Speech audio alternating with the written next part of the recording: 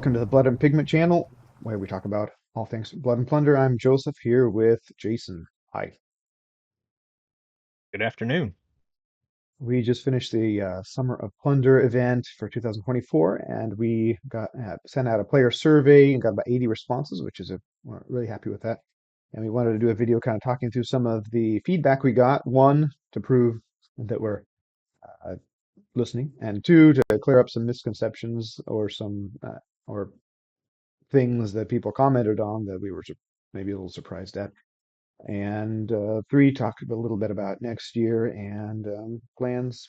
And then four, just to kind of talk about how it went for us as the organizers. Jason and I did the admin stuff, and Jason ran all the spreadsheets, and I coordinated updates and things like that.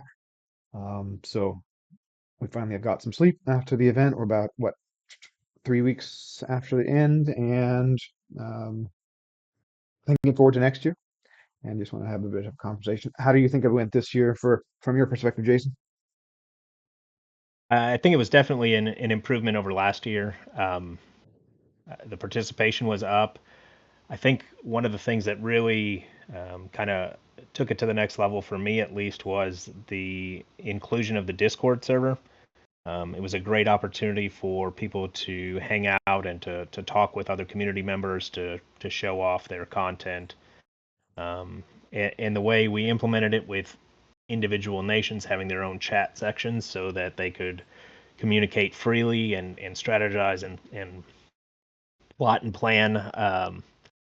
Having that bird's eye view from an admin perspective, we could kind of spy and take a peek at what's going on between nations, and it was kind of fun to see some of the different perspectives and then different strategies, knowing what the outcome is potentially going to be from one person's actions and what they're promoting and discussing doing, and knowing ahead of time what one of the other nations may be plotting or planning, and then just watching that play out was kind of fun from my perspective. That's something that a normal player wouldn't get to do, but it was just kind of a fun factor for not being able to play at the same level. We got a different Mhm. experience, but still got to have some fun from that perspective. Um, the changes we made for the system, I think, overall were really good compared to the previous year. Every year we've kind of changed Summer of Plunder, um, trying to make it better. This year we got down to week 8 and started to panic as organizers because we had the potential for 5 nations to win and multiple chances for a tie. 5 of the 6 could have won. Spain was really close and only like 2 or 3 points. They would have had to have like a super perfect week, but um, the fact that everything worked out where it was that close, there wasn't a runaway leader, there wasn't any super gotchas from that perspective was really good. Yeah, I How think about there you? was overall things went really well this year. We didn't have any major issues. From my perspective, it feels like we got big enough or have some kind of growing pains or realizing the event can't be everything to everybody. Right. Everybody It seemed like everybody enjoyed it quite a bit. There was a lot more activity at stores and looked like some more people getting together. Less solo players, I think, which is solo players are great, but it's good when you can find somebody to play with. Um, Yeah. and but then we kind of have this balance of people are really interested in the mini game on top of the whole campaign where the nations are competing against each other. Some people that's really important to. Some people don't care about it at all. Some people are heavily involved in the Discord. Some people don't know what a Discord is. It sounds argumentative, so they aren't going to do it. We got an update for the map, and then we got the weekend stuff. There's can't be everything to everybody, but we're trying to make the best experience for many people as we can, make it uh, easy to participate in, easy to get information, but not life consuming. If you don't want it to be life consuming, and I'm realizing we can't do How do we all do of those that? perfectly. So we're giving our best shot, but not going to be able to make this a dream event for everybody. But I hope everybody got something fun out of it and at least got some extra games. But that was kind of my general takeaway from watching the event play out and then reading the feedback, which I really appreciate. Speaking of, should we walk through some of that? Um, what was your general impression reading through all the comments? We had a pretty long survey, although it was cut down. We appreciate people taking the time. Congratulations to Howard, who won the drawing for the dice that we gave the people who participated. Yeah, I think I can't remember the exact number of participants overall. 70? 270 something, 280. And we got 80 something responses, so that's almost 25%, which is really good if you live in that space at all. Most people don't bother to deal with the survey. Prize incentive was minor, but it was enough to get people. And I think people just, that is an indicator to me that people, one, are passionate about the event, they care about it, um, mostly for the good. I think overwhelmingly the feedback by and large was positive.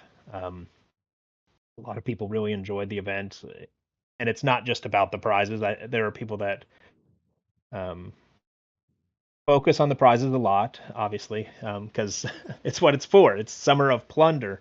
But the social aspect of the game and the overall growth was good.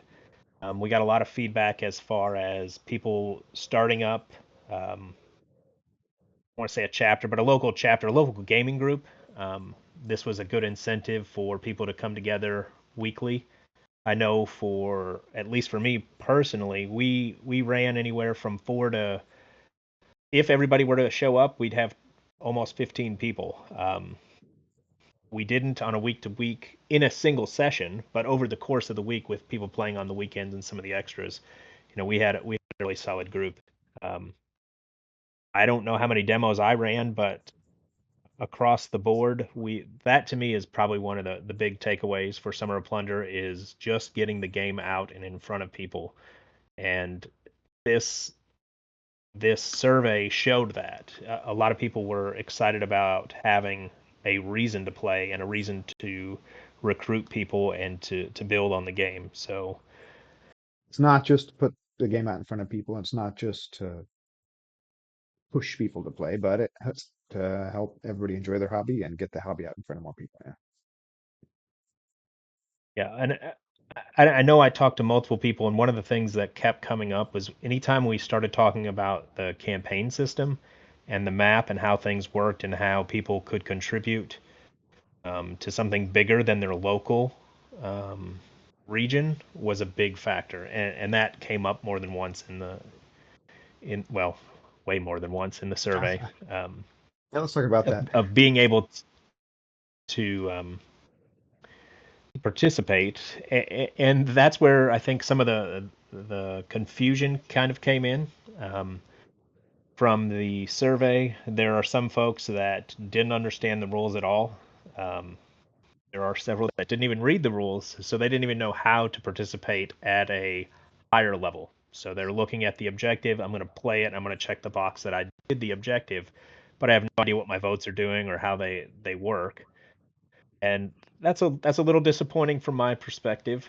I feel like we tried our best to promote the rules, to talk about examples, um, try to post proactively on what the weekly objectives are. We put the objectives out before the campaign even started by at least a month, um, and then every week we were putting out 2 to 3 updates of some sort, and those would always have a link to the rules. They would always have a link to the current objectives, the overall objective. So if you wanted to see further down the list, you could see, and ways to participate. We tried to give hints and teaching aspects along the way, and yet there was a shocking number of how to put it diplomatically, negative remarks of not knowing what was going on, and that's a little frustrating. I get it, but I don't know how we can best surface that. We've talked about a few ideas of, maybe changing our homepage for that 2.5, 3 month period of dedicating the homepage to be as upfront as possible, to surface that information so that you just can't miss it in the menu, you can't miss it in the Discord, and you can't miss it in Facebook. Yeah, I and you think can't miss it on. people want to Um, participate, and people are doing good to get slice out a couple hours a week to go and play a game, and not everybody has time to read or even yep. explore uh, all the. And we have, let's be honest, we have some pretty long updates and pretty long posts about rules and stuff. Sure. But yeah, if you want to participate and want to understand it, we hope that the information is out there. I think putting it front and center on the homepage of our blog, letpigment.com. So if people go there to look at it, we'll be able to see it right up front where you have objectives, you got prizes, you got update hub. It was on the menu, but you had to look at the menu. Um, so we thought we were doing good at communication, but one, we know that we'll never be, that there'll be always some user challenges.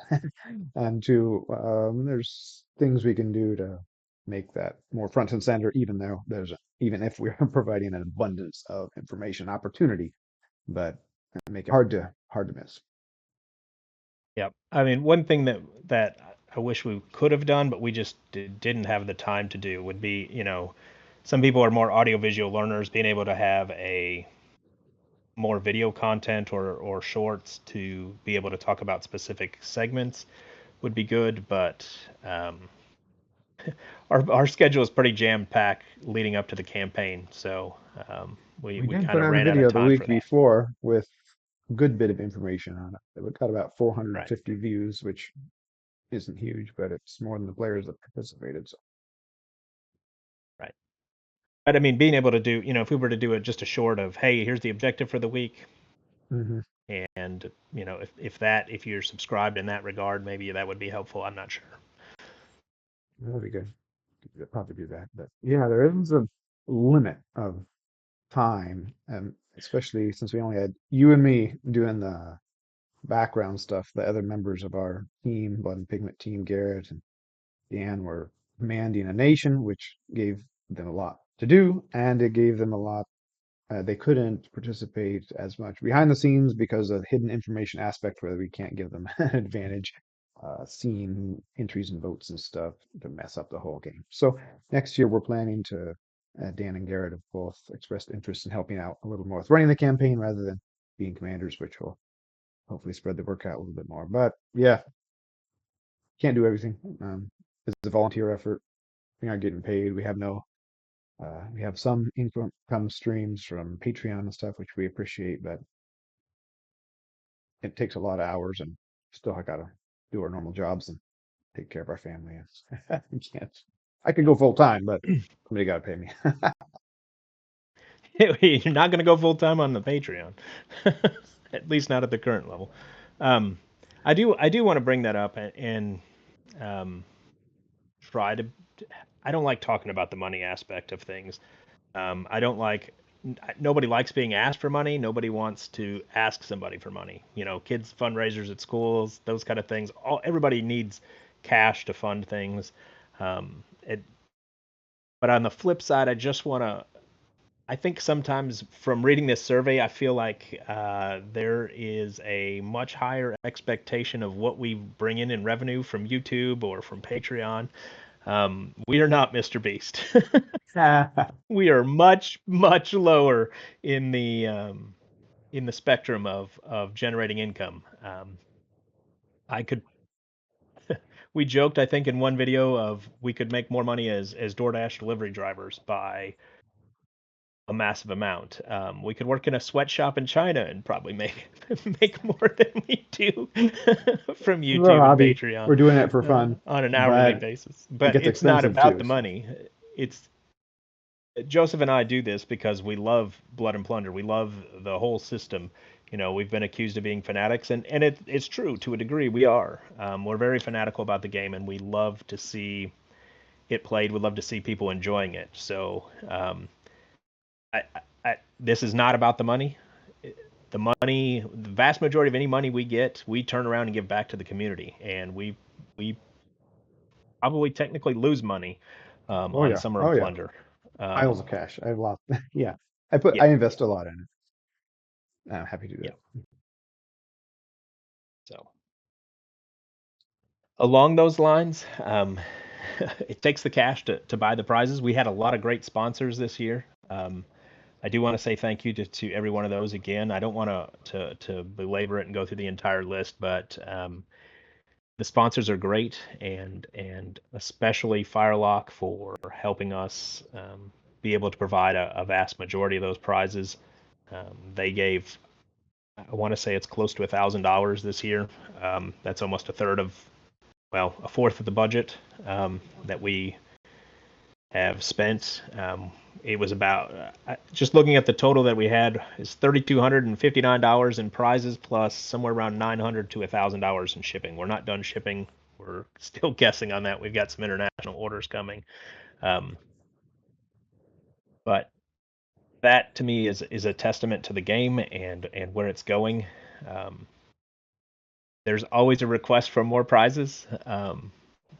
I think we've continued to grow. If you go back and look at year one, 4 years later, we've gone from a single ship, I think, in year one, and maybe some minor things, to we had 70 plus prizes, 60 unique winners across the course of the campaign, with 280-ish people. That's over a 1 in 4.5 chance of winning, which is impressive for putting in $0. There aren't too many tournaments or things locally that I've ever been to where I've shown up for free, had tons of fun, and come away with good stuff. And we want to continue to make that happen and continue to keep it free. Um, so I don't know if you had any thoughts on that. I feel Yeah, like I'm monopolizing that. yeah. Summer of Plunder, gotta have some plunder, so we try to make a big pile of goodies to give away. And yeah, thanks to Firelock, they helped out with the shipping this year as well and gave out a lot of prizes. And then besides those 60 players that got the headline prizes, that each commander had a prize stash that we gave them that they were able to give away. We don't even have some of those numbers or names. And then some of the commanders made a point to send out at least a commander card, one of the custom commander cards we made to each player, and that's really cool. So hopefully that was number was larger. Um, but yeah, there were some good comments about it and some good couple things that surprised me in a good way is a lot of people asking for more like miniatures and product for the game rather than accessories and stuff, which is opposite of our survey last year or the year before. Last Sometimes people are like, I already got minis. I have a pile of shame. I don't need more. Let's get some interesting other things. So I try to focus on that. I'm the one who puts together the plot prize list. I contacted the uh, various people to help out with the prizes, which I was really thankful for. And then I look around my game room and like, I had bought that 3 years ago and I haven't touched it yet. I'll give it away. So a lot of the prizes came from my overstock. Basically, if I see a good deal on eBay, I can't resist and I'll grab it. And like, do I really need a third flute? Probably not. When am I going to build that third flute? So I'll give it away. Where a lot of I'd prizes come argue I don't from know if you there. need two. Yeah. Yeah. There's arguments to be made, pro and con. Yeah. And then some things I saw that were really cool, and then we just put money out for them. So prizes come from a lot of different places. Um, and we try to spread it, kind of have a couple big prizes and then spread it thin so a lot of people can win prizes. And that's really fun. But every time we send a package out, it costs at least $5.50 for shipping, basically.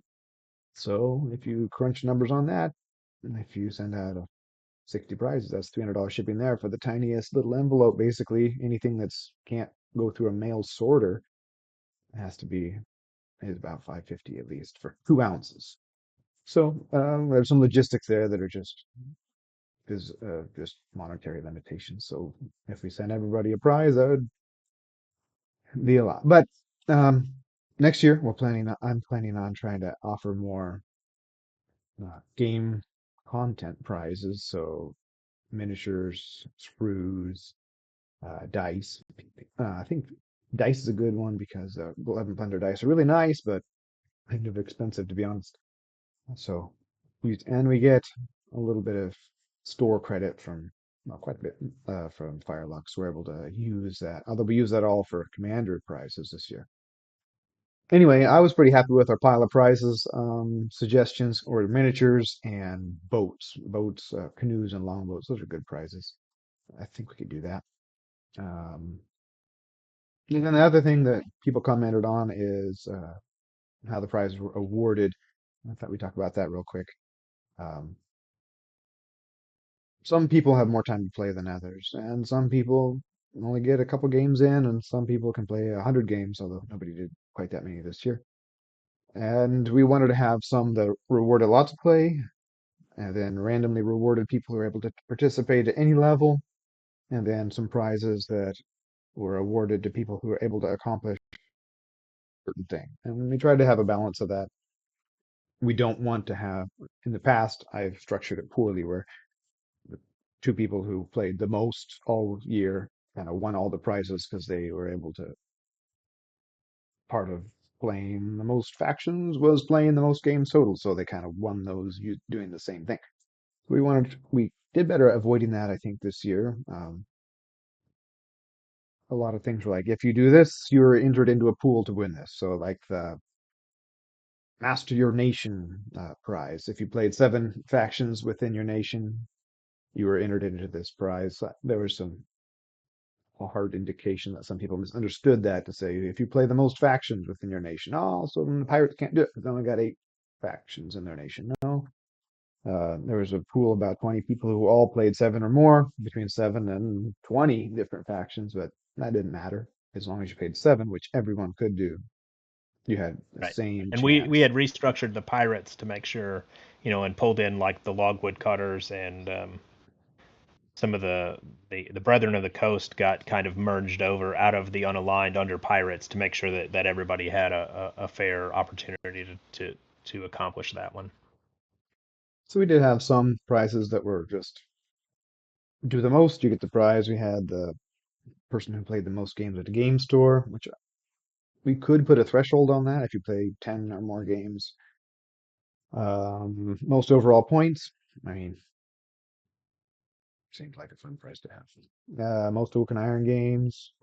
Most teaching the most games. You could put a threshold on that if you teach at least 12 people the game. That can be fine. Other thing is, even you with your spreadsheet skills, it took some heavy duty lifting to go through all 1,800 entries and sort out who done what. It was That's why it took me 2 weeks to Yeah. get all the prizes sorted. It was a lot of sorting, figuring out, and deleting lines, and um, so some of them prizes will be to the person who does the most, and a lot of them will be chosen randomly from the pool who did a certain thing just because of. And then we did a lot of random prizes. Random entry of the week gets this. Random person who did the objective gets this. And then we had some judge's choice, like I do a best picture of the week, and that's basically on my whim. I sort all the pictures every single week, and I just pick out a picture that I think is cool, that represents the game well, that shows people are having fun, makes the miniatures look cool, maybe has a little bit of story element to it, well composed, and that's just arbitrary. And that's because I'm giving the prize away so I can do what I want. And hopefully people enjoy it. Yeah. I mean, Hard work though. anything where you have a judge's choice is always subjective. And we had a few, but other than the weekly photo, I think there's less than half a dozen. And some of those may have been a sponsor. So like Dexter got to pick the winner for the Plundered In. Um, and I think Matt might have picked the Prize was Dutch funny commander because picked. you didn't get rewarded for doing well, you got rewarded for having needing terrain, for having a homely looking board, Right. basically. But again, there's a level of that's subjective, but you know, the majority, the vast majority, we had four, in my opinion, four prizes that were considered what I would say was merit. So the more you play, the better chance you have to win. So the local game store, the Oak and Iron, overall points, and teaching the most new players. So 4 out of 70 plus prizes is a very low percentage where it's pay or play to win. The vast majority were either random or were you had to do one objective and then you were entered into a pool to be drawn at random. So we tried our best, in my opinion, to keep that available to everybody that participated, um, which I think was a great improvement. And then there were some where we, you know, I know your name came up at least once. My name came up at least once, and we just, it's random. We completed the objective, but skipped and passed those prizes on to somebody else. Um, We did that award you said, one prize. yeah, Let me talk from a about that lack of real quick. options, I think. Yeah, Um, I did a prize for a quartermaster who ran all the events at his store, and then I failed to set up any way for people to tell me if they did that or not. So I had no information. So I reached out to all the quartermasters and said, "Anybody do this?" And nobody had. So I could not award it, or I could send you a little prize for all the work you did. So maybe it looks bad to send an organizer a prize, but I'm in charge of all the prizes, and I I technically paid ran all for the most of games. them. I So completed the objective. I know. So whatever.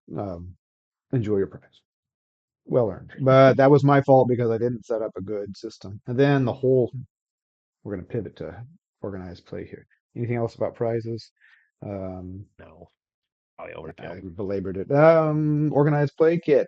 That was a fun part of the campaign, but also maybe a little frustrating. Organized play kit had some alternate art cards, some new miniatures, exclusive miniatures. Well, exclusive in Firelock terms means you can get them soon. Soon.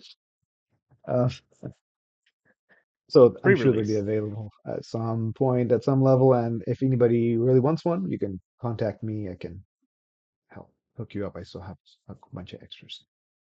But the bummer part about it, two things. One person expressed dismay that it cost money since we advertised the campaign as being free, which I can see the possible interpretation there. But Firelock helps us run the campaign. They authorized us and made it official this year.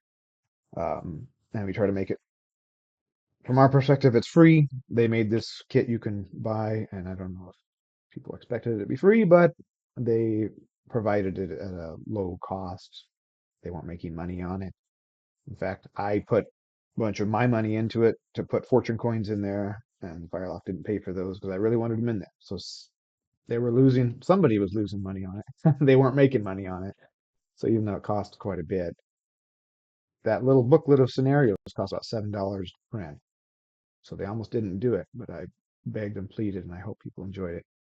Um, but the big bummer part about it is it was pretty late, and that wasn't entirely our fault. We'll just leave it there. But next year, we'll try to get it out earlier, even if we have to keel haul some people or break some arms or whatever it takes. Um, We'll send Dan out on a special mission. Once in that.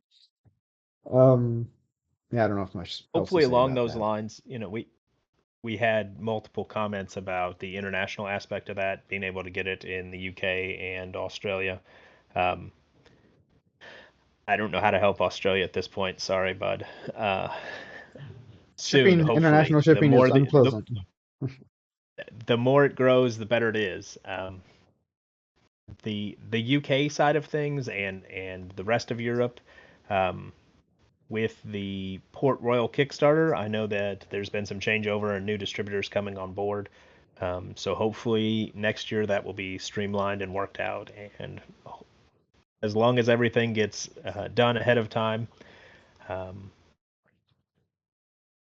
hopefully it'll get in the pipeline sooner. Um,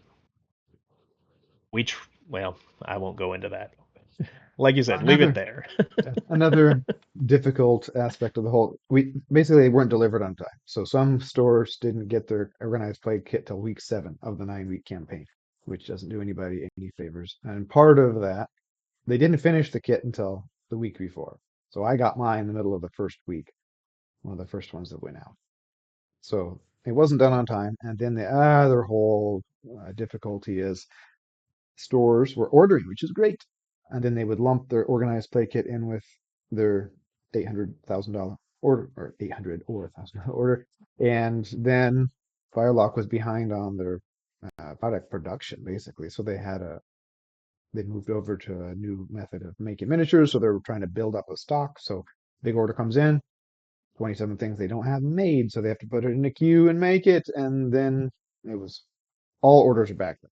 But then if you lump your organized play kit in with your big order and it's backed up, then even though the kit was ready to go, it was part of the order, it didn't get shipped for weeks and weeks.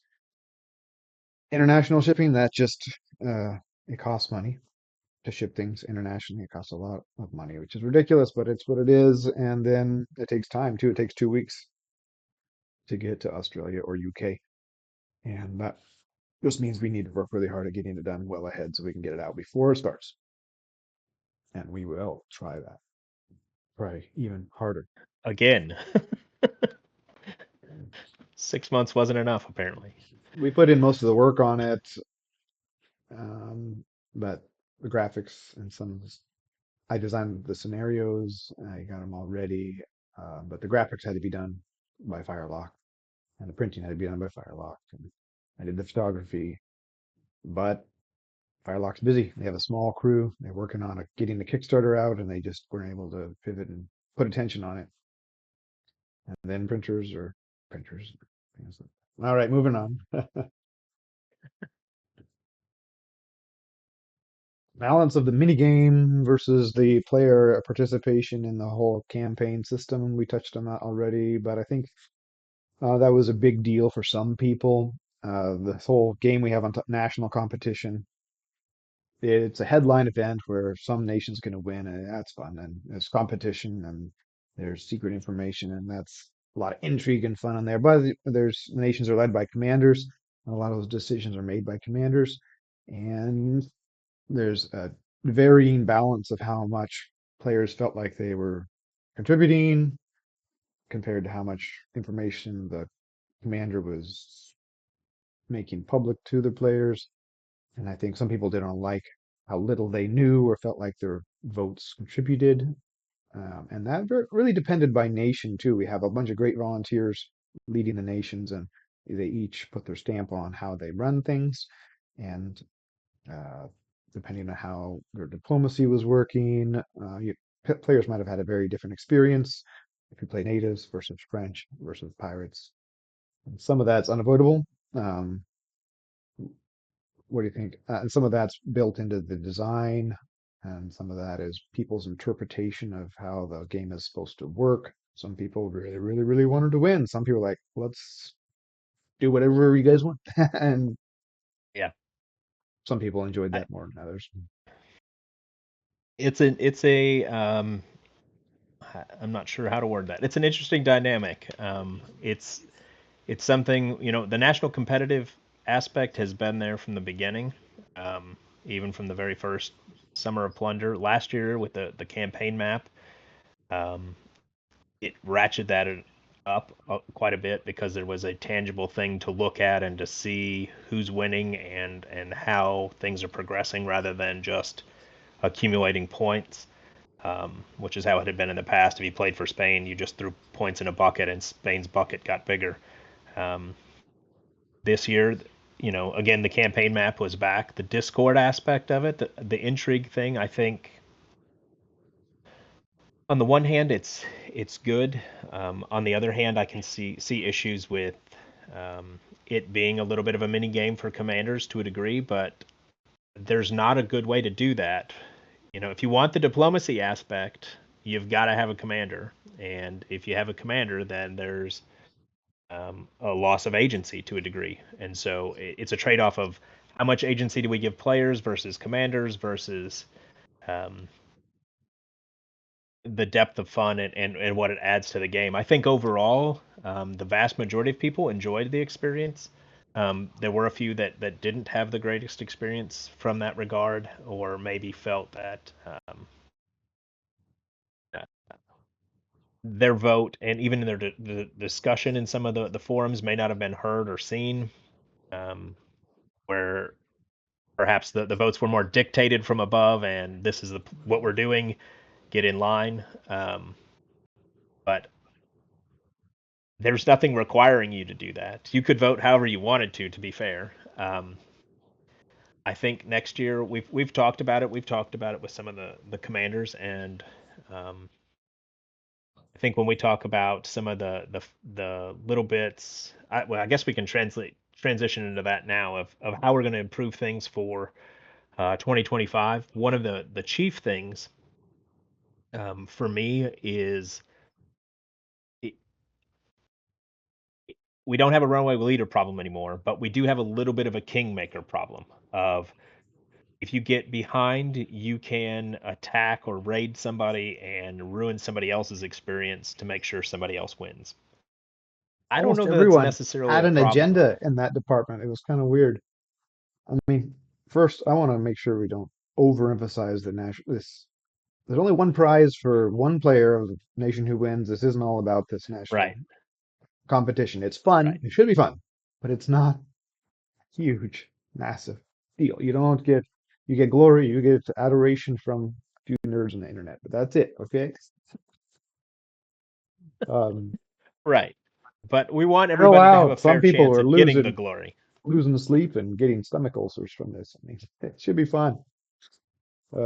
And I'd like to encourage commanders to make as much information as they can, their negotiations and their um, diplomacy, common knowledge for their players so they aren't kind of playing in a vacuum and just telling their players what to do and not giving them kind of the fun behind the scenes. So I would like to see that, but I keep going. Sorry to interrupt.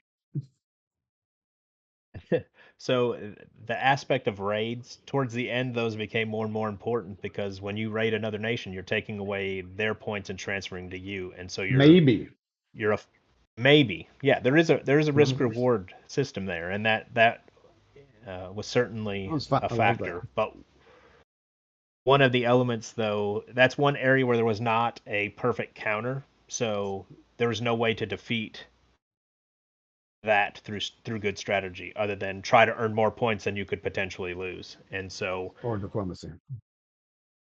right, or diplomacy. And so, one of the things that I would like to see changed in the system is trying to shift the focus a little bit more towards defense. Right, all of the towards the end, people kind of figured out how to the system of all offense tends to be better than defending, other than your capital. And so one element of that is incorporating a defense mechanic. So if you choose to defend, um, say, Incentivize defense a little North bit more. Yeah. Carolina, it also defends against raids. So changing raids instead of it just being an ethereal attack Spain, I have to pick a location. So I have to raid Spain in St. Augustine. On the flip side, if Spain picks defense in St. Augustine, it affects the success chance for that raid. So that um, one, it helps focus more on the benefits for defending rather than just going all offense. But then it kind of tones down raids potentially and shifts that perspective.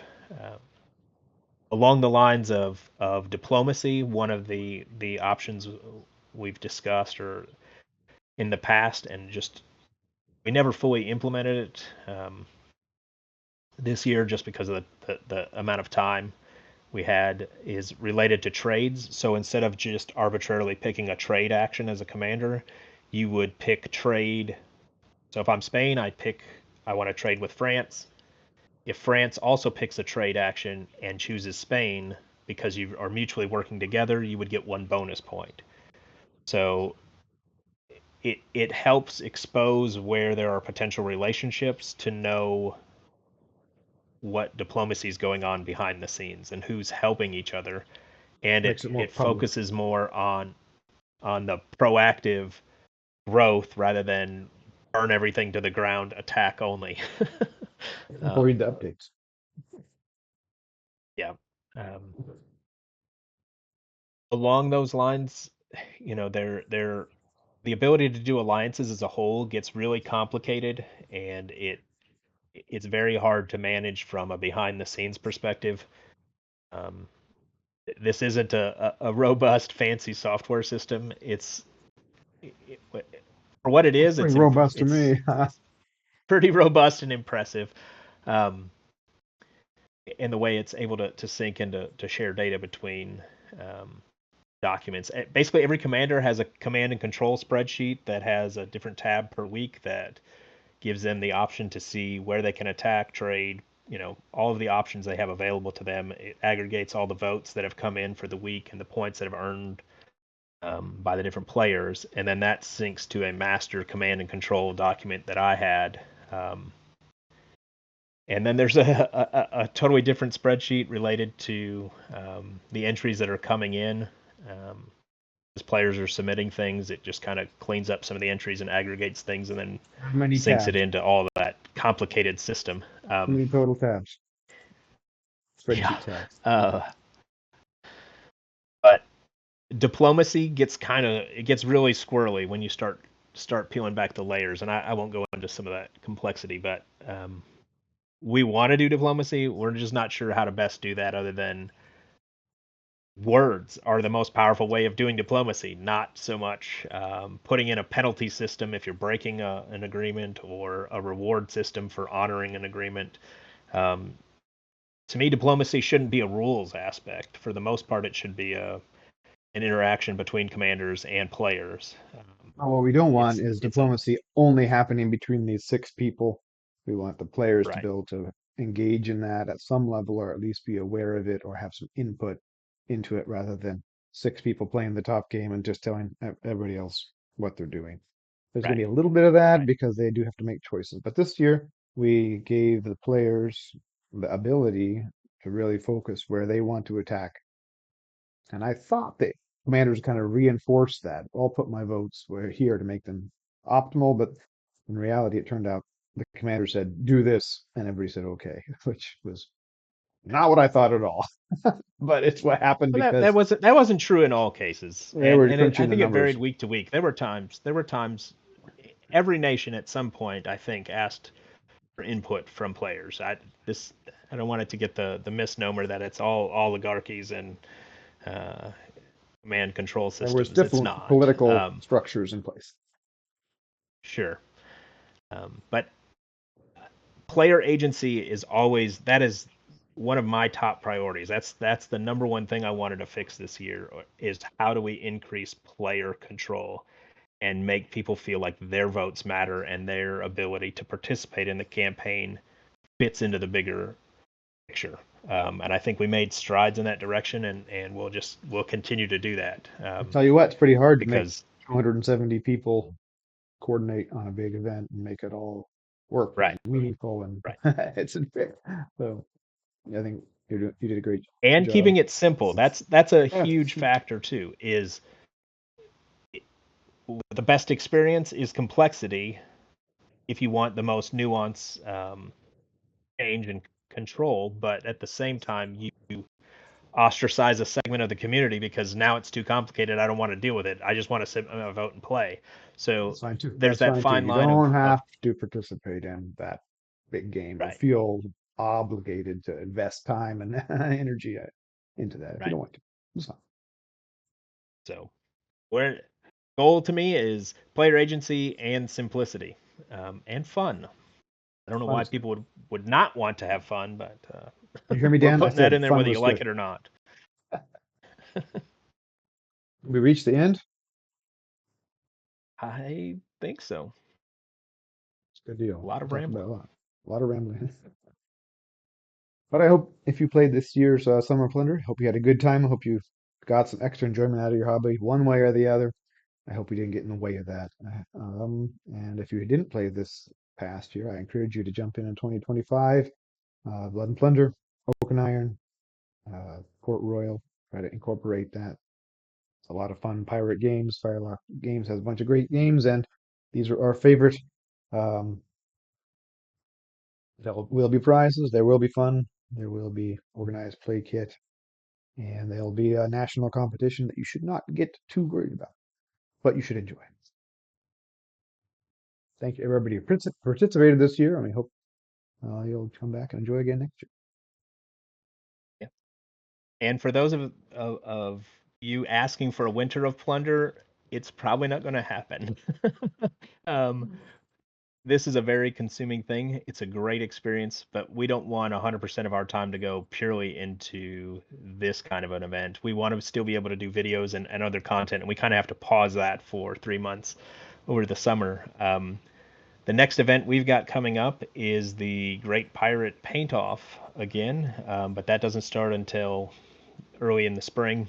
January 1st. Gearing up again for Adepticon and Summer of Plunder. Those are probably our big three events. We're looking at potentially doing some additional conventions, but we'll just have to see. But again, I appreciate everybody that participated. It's awesome to see all the pictures. Everybody um, in this community, for the most part, is extremely chill, extremely positive as a whole. Um, in the wargaming space, sometimes competition can lead to negativity, um, and that's something we want to avoid. I know I'm easily sucked into that, and we don't want that to happen. So I just want to say thank you to everybody that is trying to make this a positive experience as a whole. So The player base is really great, and that's what makes this community real fun to be a part of. And thank you for being gracious, even if there's something that didn't work for you in this campaign.